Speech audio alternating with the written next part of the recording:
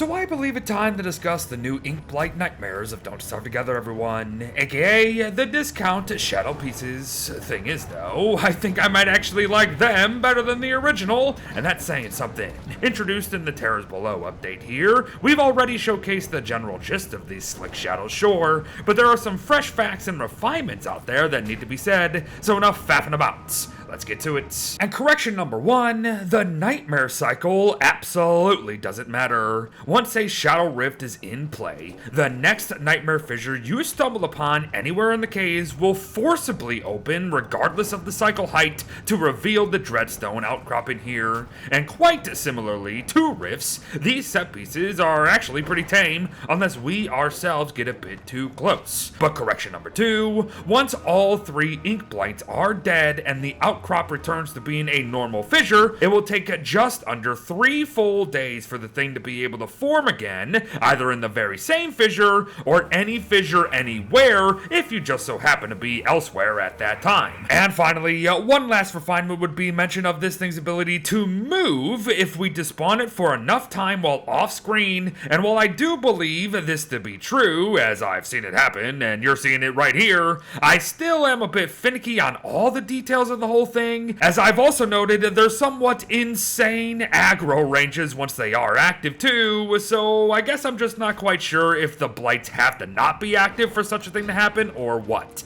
But it is possible. If you got the details, share them. As now it's time to talk Jitters, Shriek, and Rasp themselves, yes. But hold the flip up, beard. What the heck are you on about? Ah, yes, they have names, folks. Rasp is the big boy with the big mouth, Shriek is just the spittin' flyer, and Jitters likes somersaults a little too much, if you know what I mean. And for whatever reason, only Wilsons with Charlie's Shadow Courtier skill here can know this. Not even Maxwell or Wanda can read anything but Ink Blight when examining these guys. But I digress. So once you do get your bearings, you could very well burn off the small cloud of miasma surrounding the outcropping in an effort to avoid any unnecessary damages or to gain better access to the whole whopping 3 Dreadstone per outcropping you can get. Just be sure to have an actual pickaxe or have Rasp destroy it, as normal tools are not going to cut it very well. And while we're along these very lines, may I suggest you don't rely too much on our usual kit here either, without of course trust in your kiting abilities, as all these guys have both planar defense and damage mechanics, meaning they hit harder than the game says, and we don't. No.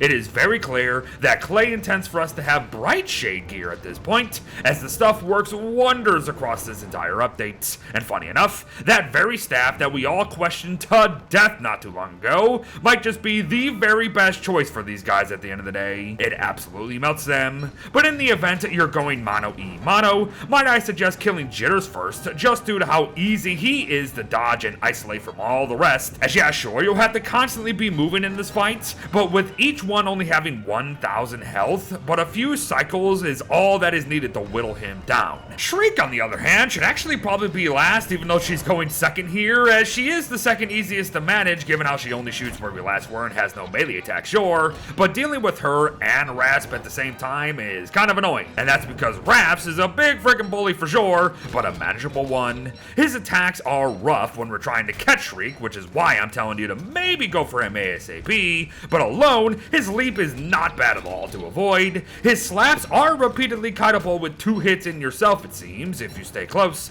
and his knockback mechanic only happens if we don't land in his mouth in the first place, so if you dodge 1 attack, you're actually dodging 2 of his 3, essentially. There is no doubt in my mind when I say that these guys are way easier than the already pretty easy Bright Shades up above. But surprisingly enough, they don't actually give us a lot of loot to work with all things considered. 1 to 3 pure horrors, maybe. 1 to 2 dark tatters, maybe. The Dreadstone is actually optional, as we can miss the stuff, and the extra nightmare fuel they drop at this point in the game probably doesn't matter. Yeah, something tells me that one of the hotfixes is either going to address how common Ink Blights are, or we'll just up their drops in general, as one of our only options for shadow crafting right now is wearing a construction amulet to help duplicate the loot via void robes, in hopes of making all the new loot as worthy as possible as soon as possible. It's not terrible at a 3-day wait, do not get me wrong, especially when rifts last 20 days themselves for Pete's sake,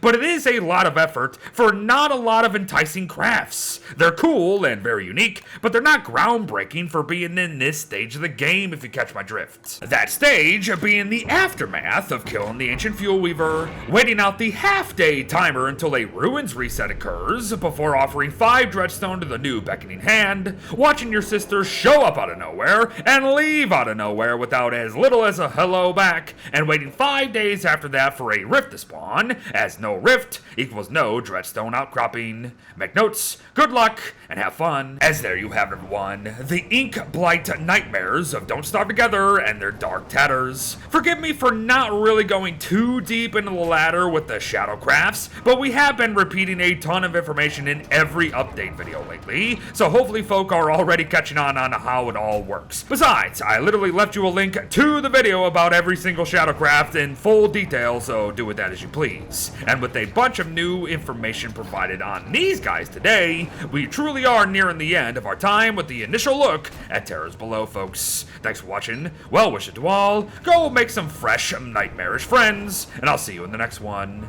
Bye-bye.